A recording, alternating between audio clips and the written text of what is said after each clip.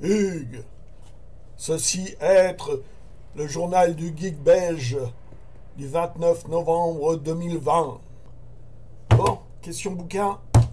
Je suis toujours sur mon premier tome des nouvelles de Philippe Cadic. Il me reste moins de 100 pages sur les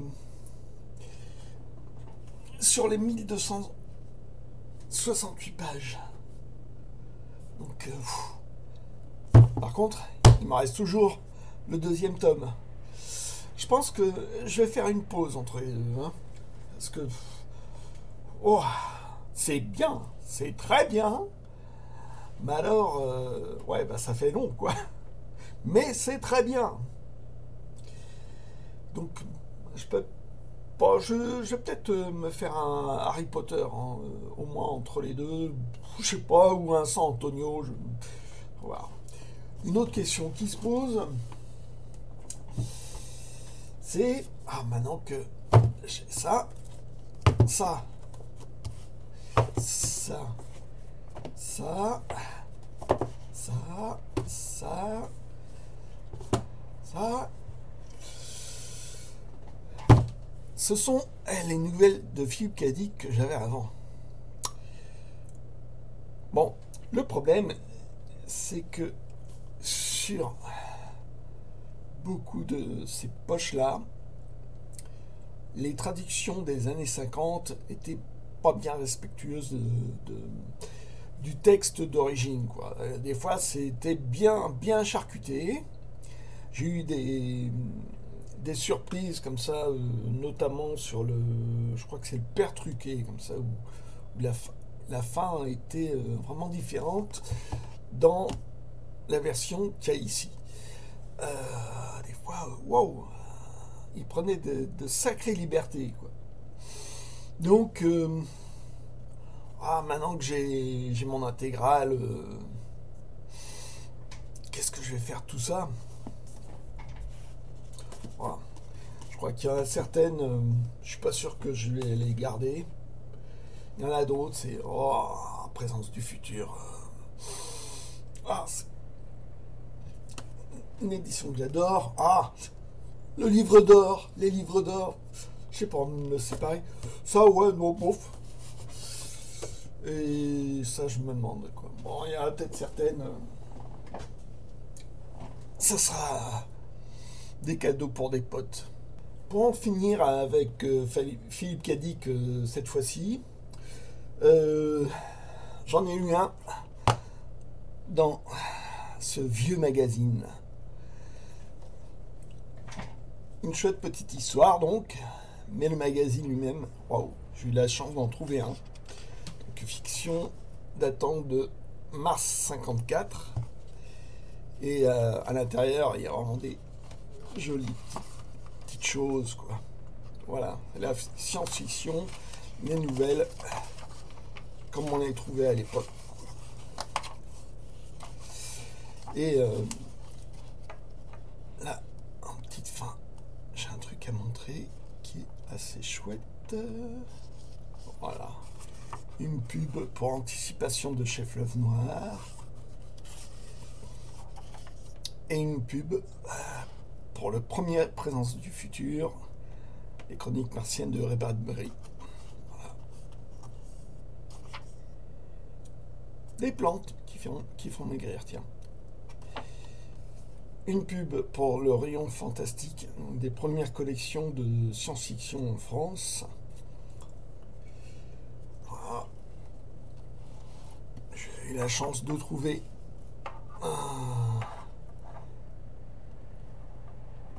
une reliure il n'y a pas très longtemps.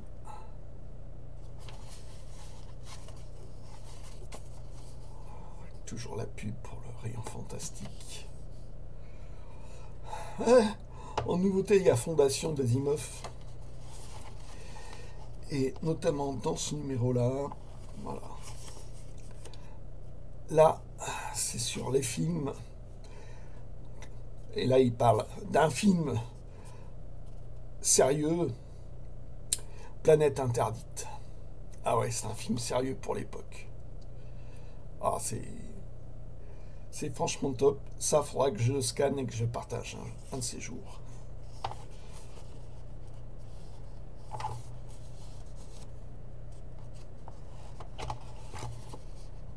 Oh, le plaisir délicieux. Hop. Petit oubli de ma part là-dessus. Donc, on peut retrouver des rubriques, des chroniques tenues par Jacques Bergier, Gérard Klein qui va faire la collection Ailleurs et Demain. Et entre autres, et il va avoir notamment j'ai vu qu'il faisait des livres import pour des livres qui n'étaient pas encore traduits. Donc on pouvait commander des livres en anglais en attendant de les avoir en français. Et il y a eu une polémique à cette époque-là avec le film et le livre L'homme qui rétrécit, écrit par Richard Matheson. Et c'est le petit-fils ou le fils ou petit-fils de Maurice Renard qui criait au plagiat. Donc ça tient sur plusieurs numéros comme ça, et plusieurs personnes du milieu ont donné leur avis là-dessus, quoi. Donc il y a Philippe Curval, Alain Dorémieux, Jacques Van Herp, Jacques Steinberg, qui, je dirais assez unanimement, trouvaient que le petit-fils, il délirait un peu là-dessus, quoi. Il a crié trop vite au plagiat. Voilà. Pour les gens qui me connaissent personnellement, ils savent que je suis un fondu du journal Spirou, que je m'intéresse à son histoire, et notamment que je m'intéresse un peu à toutes les séries qui ont été dedans, même celles que j'aime pas. Et j'aime bien avoir au moins un album de chaque série. J'essaye d'avoir un album de toutes les séries qui ont existé. Et j'en voulais une notamment de Timur.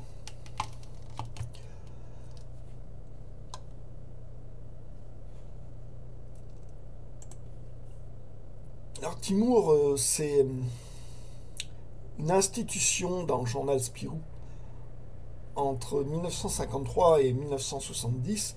La particularité de la série, c'est qu'elle compte l'histoire d'une famille, donc les Timur, à travers les âges et les pays. Donc chaque histoire raconte la vie d'un membre de cette famille dans une époque historique. Et on trouve un Timur égyptien, un Timur romain, un Timur grec, jusqu'à notre époque donc. Et Sirius a créé ce personnage suite à la censure de sa série précédente qui était L'épervier bleu, donc avec la loi de 1949 fait par à la fois les catholiques et les communistes pour arrêter un peu les envahisseurs, les BD américaines et les BD belges pour contrecarrer un peu leur arrivée en France, quoi. Donc je voulais un exemplaire, mais là c'est dans les derniers qu'il a refait dans les années 80. Et ça m'allait pas encore, donc je voulais des histoires plus anciennes. Donc j'ai celle-ci. Ça m'allait toujours pas. Dans les années 80, c'était les versions brochées. Parce que voilà. Et le top du top, ça aurait été une édition début 60, fin 50. Ah, toujours pas satisfait, quoi. Mais finalement, j'ai réussi à avoir récemment celle-ci. Voilà. C'est la deuxième histoire. C'est une vieille édition avec une page de garde et des spips, avec un catalogue pas très fourni des personnages du journal. Donc, notamment jouant sans Pierre Louis, c'en est au lutin des bois aux roches. Et pour les aventures de Spirou, ça s'arrête à la corne du rhinocéros. Donc, c'est pas récent.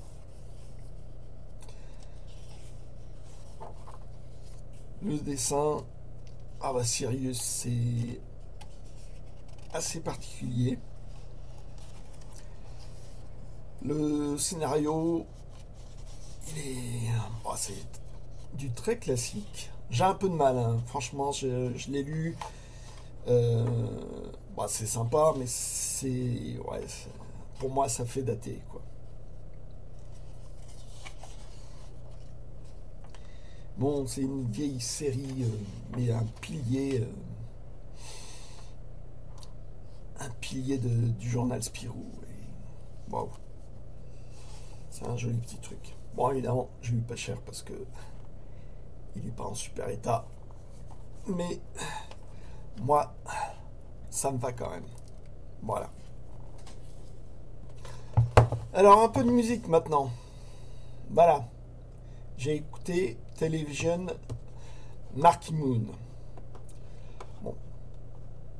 Pour ceux qui l'ont remarqué, je n'ai pas le disque ni en vinyle, ni en CD. Voilà.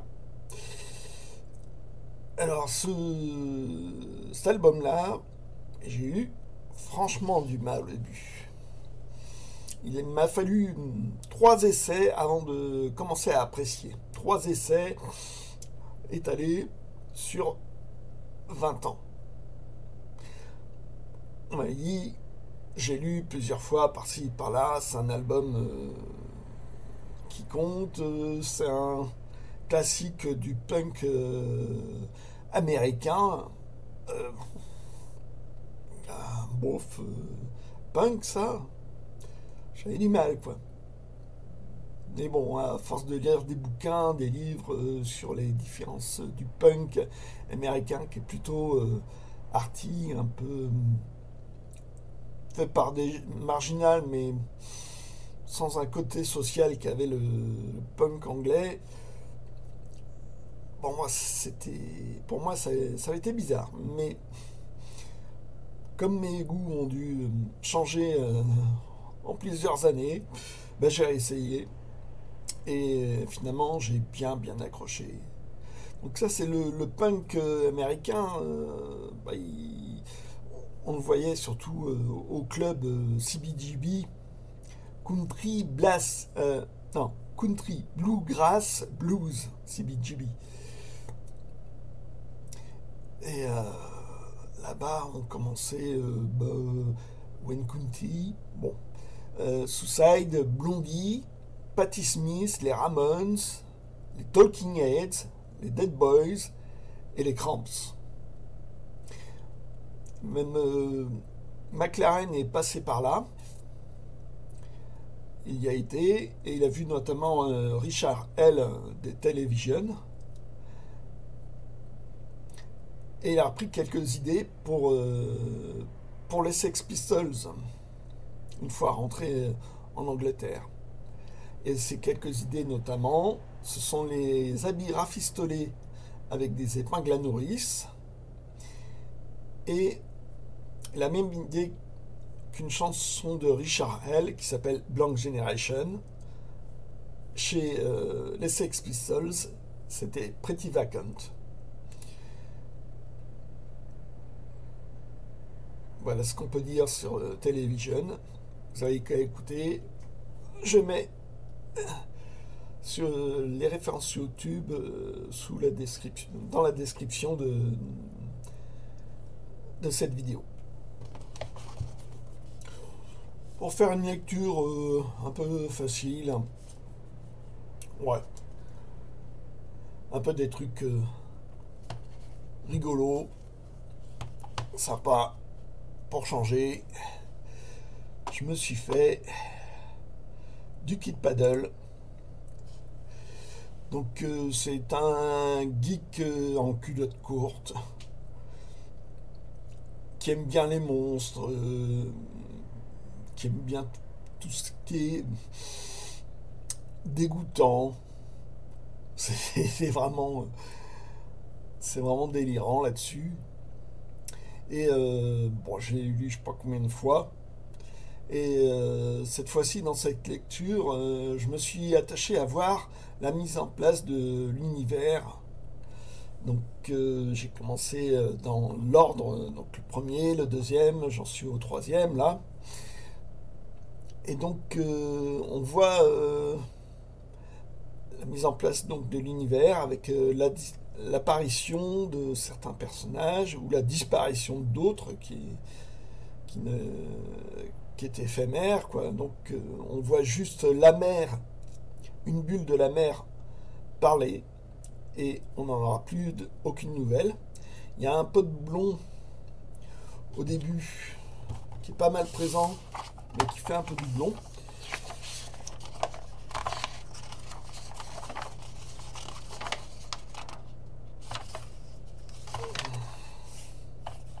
Voilà, celui-là, il va disparaître par la suite, quoi. La sœur, qui là parle encore un peu normalement à son frangin, ils sont pas encore complètement ennemis. Ça va disparaître.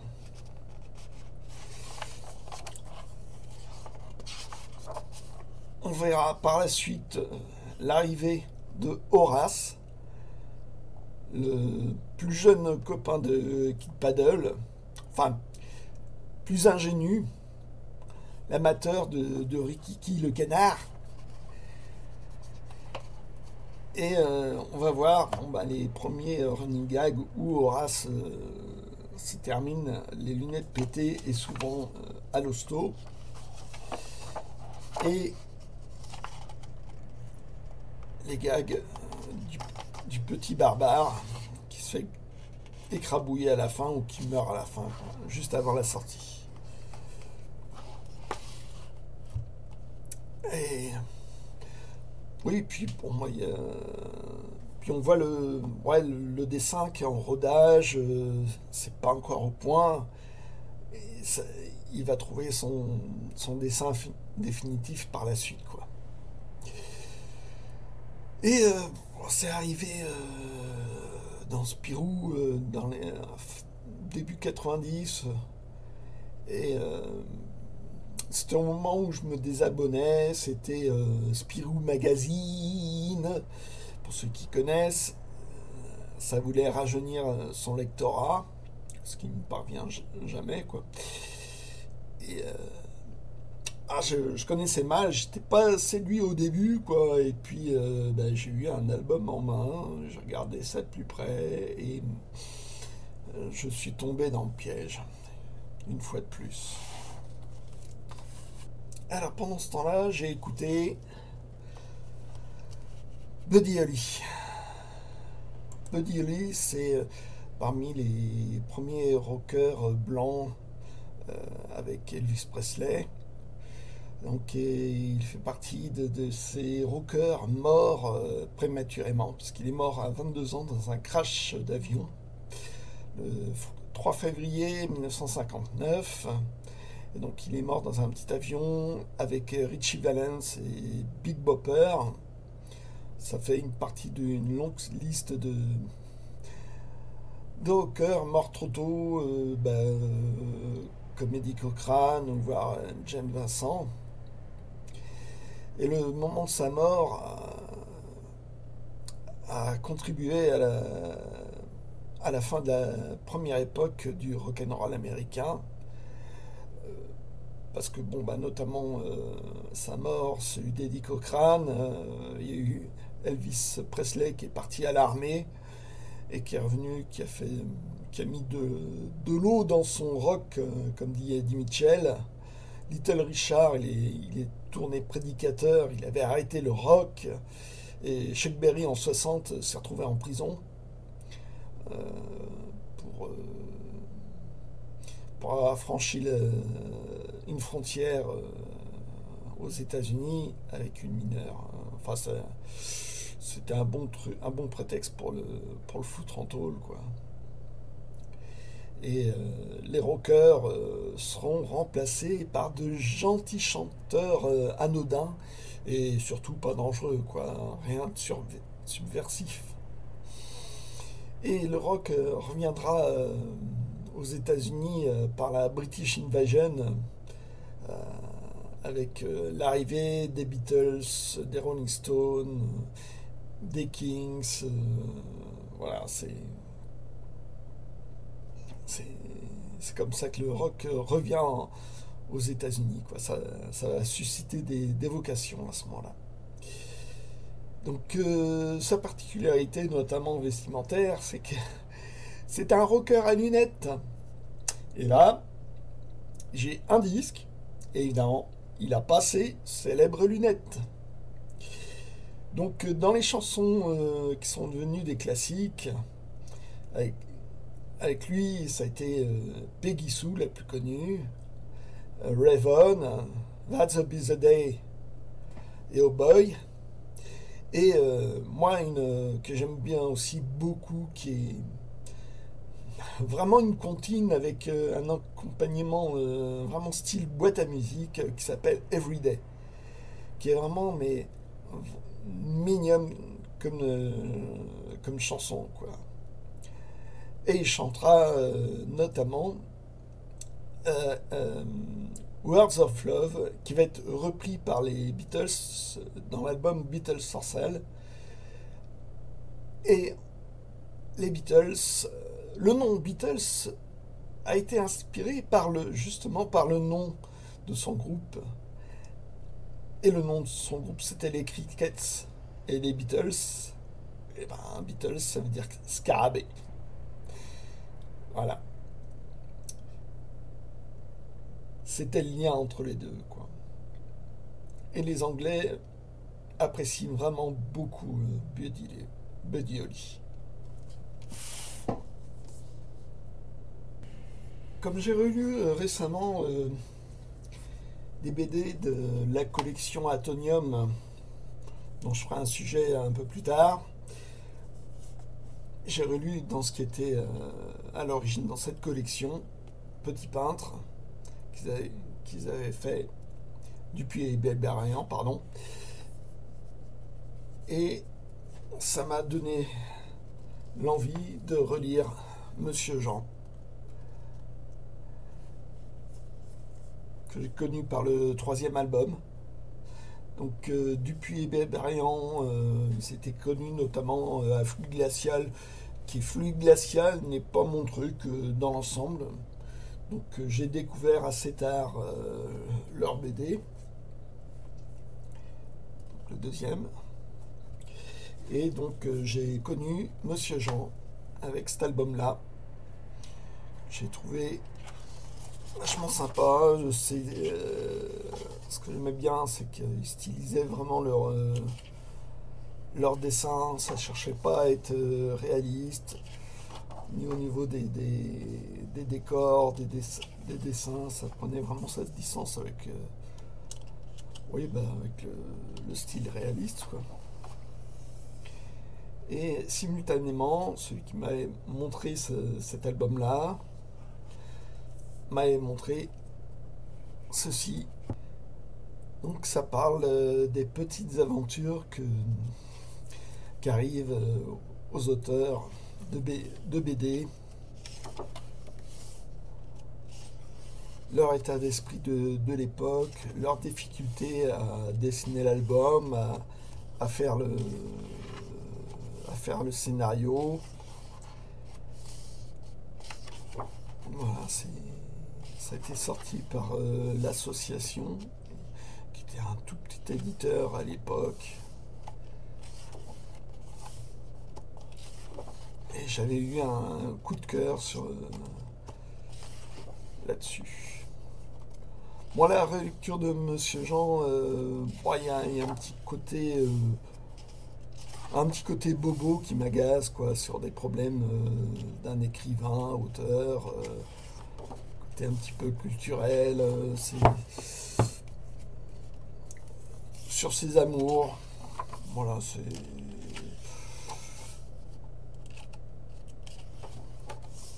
Mais bon, ça se relie encore bien. Donc là, j'en suis au troisième. Je vais me faire les autres bientôt. Voilà, c'est notamment son problème, c'est être amoureux et puis avoir peur de s'engager. De s'engager dans la vie. Pour terminer, je vais présenter un disque d'Elvis Costello, TCS Model. Donc c'est un album, je vais dire after punk, pub rock. Donc un son très sec, guitare, batterie, basse, du clavier. Alors Elvis Costello, c'est un touche-à-tout qui va essayer un peu toutes les musiques avec le jazz, avec le rock proche du punk, avec du Tamla Motown. Tout ça, c'est. Et j'avoue que j'arrive pas avec tous les albums. Il y en a que j'aime beaucoup, beaucoup, beaucoup. Et il y en a d'autres, bof. Non, j'accroche pas. Mais bon, le mec est vraiment intéressant. Donc moi, bon, comme album, bah, celui-ci, This Year Models, on peut rajouter Imperial Bedroom, King of America, qui a un côté plus country, Punch the Clock, avec un morceau hameçon qui m'a pris, c'est Let Them All Talk. Une qui est plus connue parce elle a fait un hit, c'est Everyday I Read the Book, où sur la vidéo à l'époque on voyait Lady Di et Prince Charles, enfin leur sosie, faire les idiots. C'était franchement marrant. Et comme autre album, je parlerai de Spike, avec l'intervention de Paul McCartney dedans. Notamment, il y a une chanson qu'ils ont coécrit. Et en fait, à l'époque, Elvis Costello et Paul McCartney travaillaient ensemble pour un album de Paul McCartney qui s'appelait Flower in the Dirt, qui était vraiment excellent aussi. Donc cet album-là aussi de Paul McCartney, vous pouvez y aller, il est vraiment bien. Bon ben voilà, c'est tout pour cette fois-ci. Allez, à une prochaine.